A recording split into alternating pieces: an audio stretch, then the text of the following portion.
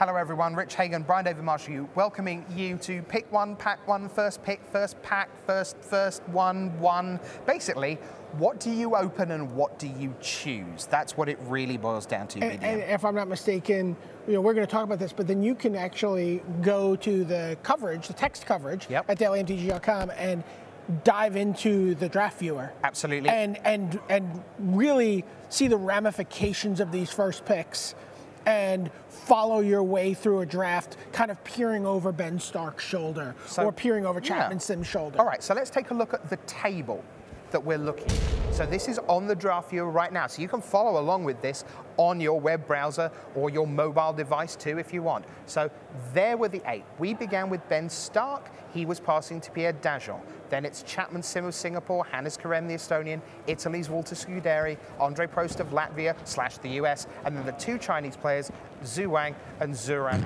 Liu. So they're your 8. We're going to take you round the table, starting with the player we saw right at the start of the day, Ben Stark. So let's take a look at his first selection of cards. And up on our big wall, which is how we're going to stare at this, a Crowan Hoplite. You've got the instant Boon of Erebos, Ifara's Warden, Fade into Antiquity, Griptide, Lagona Band Elder. Then you've got the Priest of Erois, Returned Centaur, Setessan Griffin, Sip of Hemlock, Big Removal, Stymied Hopes, Thassa's Emissary, and then you've got the Titan, and finally Vanquish the Foul. So BDM, what interests you there? And I'm going to guess the answer is not a huge amount. Well, I love Thassa's Emissary. It's one of my favorite cards in the set. Right. I'm pretty happy with it in a heroic deck. I'm pretty happy with it in a blue-black deck. I'm pretty happy with it in blue-green. I also like the Griptide. Nothing else there really jumps out at me. So I would probably just take the Thassa's Emissary unless I had some sense of that black was going to be wide open and maybe I could take the Sip of Hemlock. Now, I was going to ask you about that. Is that the trouble with Sip of Hemlock is it's a card that, although it sort of pushes you towards black, it doesn't help you with Devotion, which is what you want to be pushed towards black for. Sure, but again, it's also good in a blue-black deck where you're going to have flyers and you're going to have a little bit of tempo, and then you bounce something and they replay it, and then you bounce something and they replay it, and then you're like, kill it, and you've kind of been stalling them out for a while. So, but the Thassa's Emissary is just, the bestow cards are so good. Okay, one other question I have based out of this pack, you would never pick it first, but Stymied Hopes down there, counter target spell, Lessex Controller pays 1, scry 1. What is your thought in general about counter magic within Theros? So, Stymied Hopes has really just gone up for a lot of players in the closing weeks because they're realizing, again, because bestow is so good, because the removal is so expensive, so cards like Sea God's Revenge, cards like Sip of Hemlock, tapping out to bestow a Thassa's Emissary onto your guy. You don't often have an extra mana lying around. Sure. And Stymied Hopes is going to get something, and it's going to get it good. And then you're going to scry 1 for the rub-ins. You're like, leave it on top, go. Yeah, thanks so much for playing. Now, let's see what Ben did take. For those of you with short memories or who weren't up in time, it was indeed Thassa's Emissary. Now, in a moment, we're going to head to Pierre Djar, who's the next player around. Will he have any sense when he looks at those cards without a Thassa's Emissary what Ben may have taken? I mean, he's probably going to look and see it. He sees an uncommon missing. He's going to probably think, he could be a Phalanx Leader. It could be an Emissary. Okay. But I mean, an Emissary in general is a pretty good thing. But you don't have a great sense of what it's going to be. All right. So that's Ben Stark. So here's the table again. He's just taken Thassa's Emissary top right. So those cards will go to Pierre Djar. But he is looking at a completely different set of problems. So here's Pierre Djar's opening pack and Aqueous Form. Couple of white cards, Battle-Wise Valor, Chained to the Rocks, the Disciple of Phoenix, big in black, Dissolve, Erebos' Emissary, you've got the Sandals, you've got the Guardians of Meletis, Ill-Tempered Cyclops, Farika's Mender, Spearpoint Oread, then you've got a little bit of fixing over there, you've got the Voyaging Satyr, and Wave Crash Triton. So, BDM, talk us through this pack. So, cards are, I mean, Aqueous Form and Battle-Wise Valor are cards I like, but I'm not going to first pick them certainly not out of a first pack. I like Disciple of Phoenix if I'm trying to force the Devotion deck, but I don't like it more than I like, say, Erebos' Emissary here in black. That's certainly one of the first cards I'm looking at. Ill-Tempered Cyclops and Spearpoint Oread are both very good, but not necessarily reasons that you want to get into red. Voyaging Satyr, tremendous card again, getting your mana accelerated, quicker than your opponents, being able to make 4 drops on turn 3, being able to monstrous for 7 mana on turn 6, if not sooner with multiples, is huge. So I really like Voyaging Satyr, and of course I'm a big fan of the Wave Crash Triton, sorry. Just a card I really like, and I could see myself taking any of those 3. I'd probably take the Erebos Emissary, but I think my guess is on the floor, the prevailing wisdom right now is Voyaging Satyr. Is this like a game show? Okay, I think we're about to hear an sound. Let's see what Pierre Djar took. He took Chained to the Rocks. Oh, Chained to the Rocks, sure. He just went straight up. He said, I'm going to be white-red. Right, and that's what that says pretty much right there? Sure. Okay. Yeah, Chained to the Rocks, perfectly reasonable. Okay, so that's Pierre Djar. Let's look at our table again. There's going to be a rare missing when we get round to Chapman Sim. Let's see what Chapman Sim of Singapore has to look at. And the first thing you spot there is, looks like there's plenty of white cards. You've got an Nefara's Warden, Setessan Battle Priest, you've got the Traveling Philosopher, Yoked Ox, which, by the way, may see some play in Standard. It already has. Yeah, right, that's it, exactly. It already has, absolutely. And then black, you've got the Blood Toll Harpy, which is decent, Mogus's Marauder, Nessian Asp down there, Satyr Piper.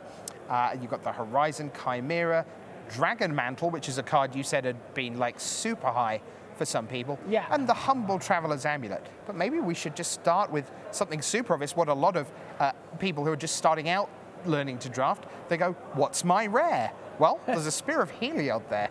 Yeah, I mean, Spear of Heliod is you want to be white heroic. I think it's one of the absolute best decks you can end up in.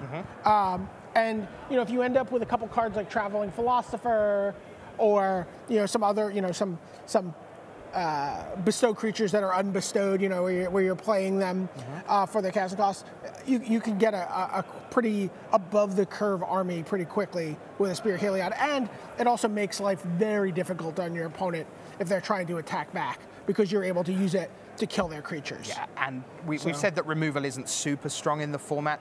This is not only just good removal, it's good reusable removal. Especially if you have like a Hopeful Eidolon on a creature and you're cracking in for 3/4, in the air and gaining life, and they have to race back. It's very difficult. So let's see whether he does in fact take the rare. Spear of Heliod, right? Yep, he does. Spear of Heliod is for Chapman Sim. So we've seen a Thassa's Emissary for Ben Stark, a Chained to the Rocks for Pierre Djar, which is interesting for the flow for Chapman Sim later on. Who's next in our lineup? Well, it's now the Estonian Hannis KM, 2008 top 8 of Worlds. Let's take a look at his pack. And BDM, what stands out for you there? Well, let's see. Lightning Strike is just a, premium common. One of those cards that whenever it was like red and X, let's look at the top commons in red and X. Oh, it's Lightning Strike. Yeah. I love Night Howler. Bestow, one of the less expensive to bestow creatures. A little harder, you have to manipulate the game a little more to get some value off of it. Sure. To get some bonus. Last Breath, not so much. Spark Jolt, not so much. I like Triton Fortune Hunter. I like Crackling Triton, but it's not super exciting, is it? No. Nothing in here is super exciting. Divine Verdict we saw was a pretty popular common, but it kind of seemed to be in very specific decks that didn't have a lot of other removal. I think you just take the Lightning Strike here, right? I just wonder whether, because Lightning Strike is a card that belongs in an awful lot of decks, as you already pointed out. Right. It belongs in red anything. Yeah. Right? And so, yes, that means he's always going to be able to play it, but it also means everyone wants it. I wonder whether he looks somewhere else. But if everyone wants it, that means it's also at a premium in terms of your opportunities to get removal. And if you want to be in red, you certainly don't want to, pass along a Lightning Strike to someone near you. Sure. I'm just wondering whether he potentially is someone who says, I am not going to get involved in the can I be red-green, can I be red-white, can I hoover up bits of red removal that I might splash in a format that isn't very splashable, and that maybe he is someone who wants a Grey Merchant of Asphodel in his opening pack, hasn't found it, but goes, what is my next best thing? You know I respect being greedy and taking a shot. I do. But I mean, Lightning Strike is to me the clear winner in this pack. Okay, let's see what Hannis KM did. He almost picked Lightning Strike. He was just one across. Good job being greedy, Hannis. And he went, I'm going to have this Night Howler. And I mean, I guess it's a terrific card. It's really, but the problem is it doesn't, you play it on turn 4, it doesn't necessarily do anything. Yeah. For sure. All right, so that's Hannis KM. We are halfway round our first pick, first pack. And next up, we have the Italian. Now, this is Walter Scuderi. You can see on the screen there. And here comes his pack. So we open up the 2/1 Flying First Strike Anvil Wrought Raptor. You've got the Defend the Hearth. Please don't play that at home. Dragon Mantle, Fanatic of Mogis. You've got the Snarecaster there. Then as we go on, Lost in the Labyrinth, which is a great flavor card apart from anything else. Observant Alcide. You've got Thassa's Bounty. Oh, I'd like a constructed rare land, please. Then you've also got Staunch-Hearted Warrior, Read the Bones, Prowler's Helm, Priest of Eros, and the Opaline Unicorn to round out the pack. What are you looking at there, BDM? Well, I mean, there's not a lot here. I mean, Fanatic of Mogis is obviously a very powerful card, sort of a, not quite a Grey Merchant of Asphodel, but functions in a very similar way. Sure. And it is certainly one of the better cards in this pack. Read the Bones is, just tremendous card advantage in this format. Card selection and card advantage, you get to go 4 deep. And again, not a format that's putting a ton of early pressure on you in most cases. So Read the Bones, terrific. I really like Staunch-Hearted Warrior. I don't know that I want to first pick it. Observant Alcide is, one of the top white commons, again, across almost every archetype that you could play.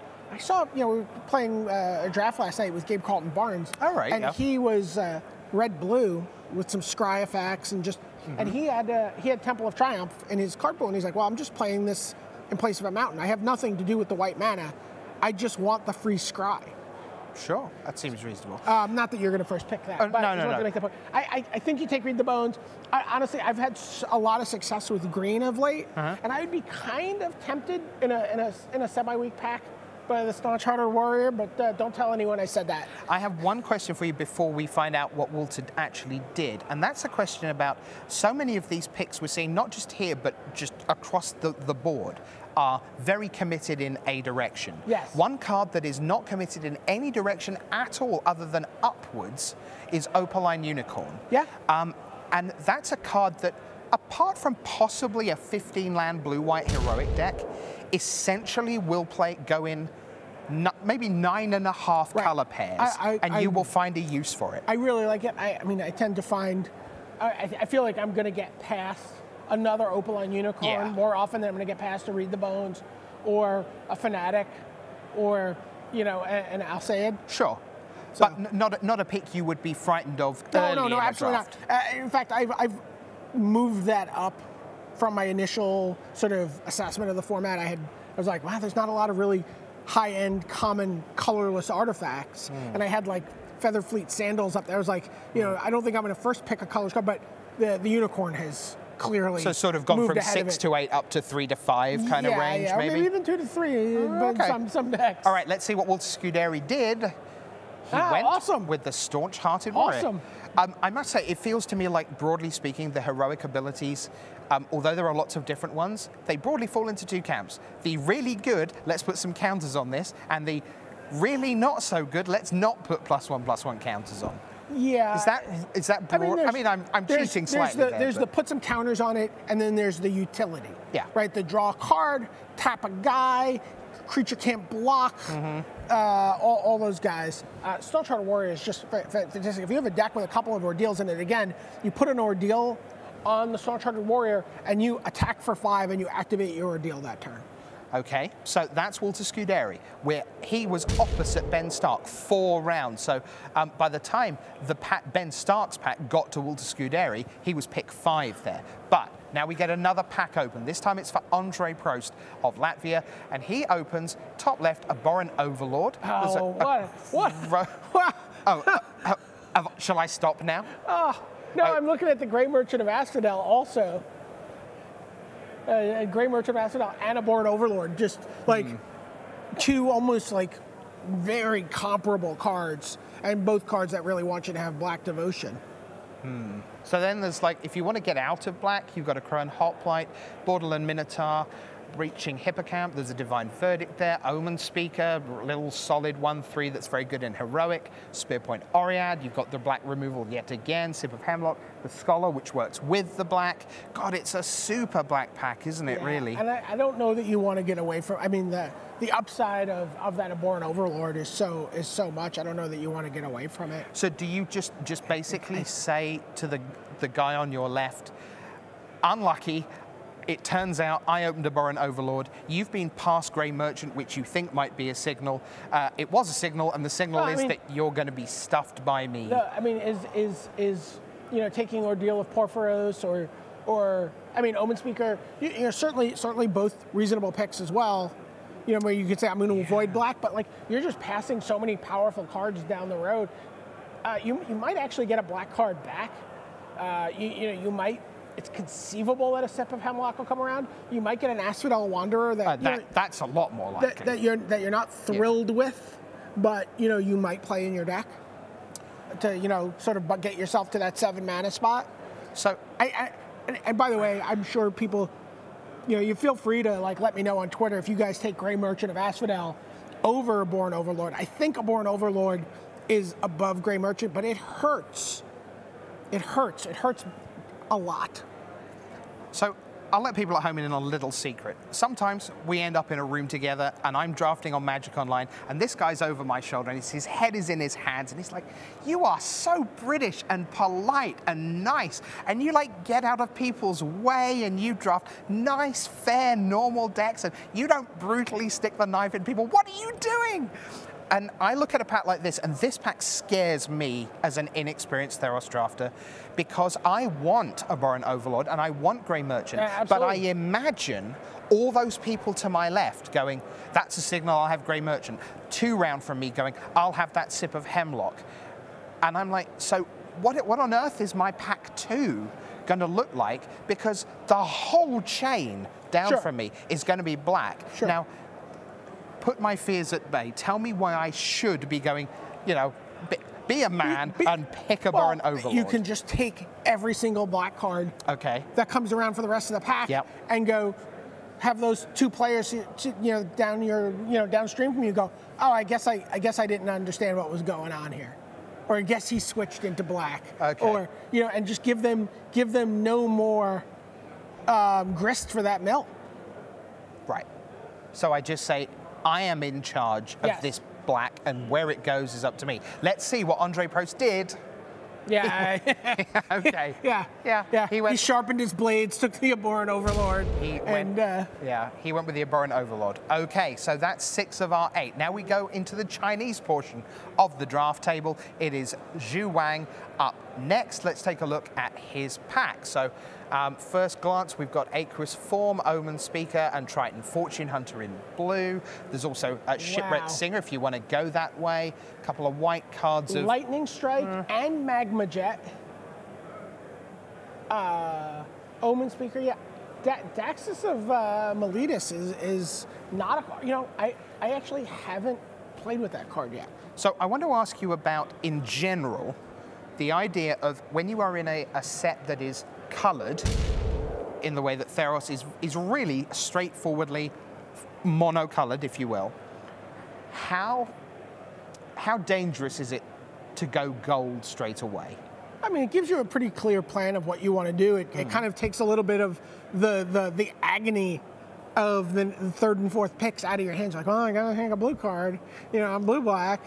Sure. By the way, I mean, I would be blue-black. I love Shipwreck Singer. I think it's one of the premium uncommons.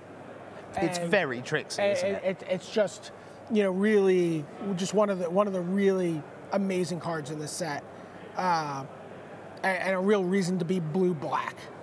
And so that's personally what I would take. Although, I know Marshall Sutcliffe is probably screaming from the sidelines, just take the lightning strike. Just take it. It's so good. Well, it could do anything. I think Wang doesn't speak American, so let's see whether he would have listened to Marshall. What did he pick? He went with Daxos of Miletus. So maybe that's a straightforward, I want to be blue-white, and he's perfectly fine there, obviously. Yeah. And he knows he's passing, red cards. He knows he's passing blue-black cards. He's also, he's passing 2 red cards, actually. So, just shoving people to his left into colors he wants them to be in so he can get, maybe the blue-white cards coming to him in pack 2. And remember, because of where we are here, what you're looking at is we're now heading back round the table towards Ben Stark, where we began. You see Zhu Wang there on the big board. He's about to pass to Zhuren Li, and then it will be Ben Stark again. So now we're at the Ben Stark is going to see either a lightning strike or a magma jet out of that pack. That's right, because he will be pack 3 from this. So now we're going to see what Zhuren Liu will be passing to Ben Stark. So here's your offer. We've got a Prescient Chimera down there, Scholar of Aetherios, Triton Shoreleaf, Portent of Betrayal, Observant Alcide, Horizon Scholar, Dauntless Onslaught, Defend the Hearth, Demolish, Fate Foretold. You've got the Flamespeaker Adept, Guardians of Miletus, Hopeful Eidolon, and then something that costs $1 million in 74 colors, a 5/5 mythic flying thing. It's an Archon. When Ashen Rider enters the battlefield or dies, exile target permanent. This is a card that, I know if LSV opened this pack, he could not get away from that 8-drop. And it's very powerful. And we were talking at dinner last night. We went to a Hall of Fame dinner with and Ben's like, look, this is a format where it's quite reasonable that you're going to get to 8 mana. They were talking about LSV's penchant for playing a Boulder Fall, which is an 8-mana card, which in Ben's mind does nothing. Sure. He's like, that doesn't actually do anything. Well, that's basically true, I think, isn't it? He's like, it either kills like 2 really bad cards, or it doesn't kill 1 really good card, or. But he's like, but Ashen Rider, 8 mana. He's like, we're gonna get there. We can build our deck around this. He's like, this is a card that Ben would be, very happy to first pick, and it'd be interesting if it got past to him to see if he had gotten away from it. Let's see what Zhuren Li goes with. He chooses the Ashen Rider. Yeah. And just says, that gives you an idea. That gives you an idea of where this format is in terms of, the metronome of this format. So don't forget, you can see all the picks from all the packs for all our 8 players on the draft viewer right now on magicthegathering.com. But right now, that is first pick, first pack.